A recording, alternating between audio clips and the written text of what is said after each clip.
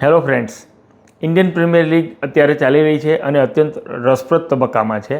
આજે Chennai super Kings અને Punjab Kings વચ્ચે મેચ રમાઈ રહી છે, જેમાં ચેન્નાઈ પ્રથમ બેટિંગ કરશે.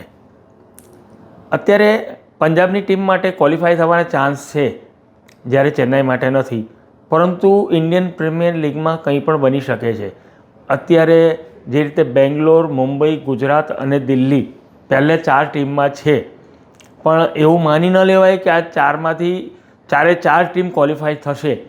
કેમ કે તમને એક બહુ રસપ્રદ વાત કહું ભૂતકાળની, તો 2019માં એવું બન્યું હતું કે સનરાઇઝર્સ હૈદરાબાદ પાસે માત્ર 12 જ પોઈન્ટ હતા અને તેમ છતાંય 12 પોઈન્ટના આધારે હૈદરાબાદની ટીમ ક્વોલિફાય થઈ હતી.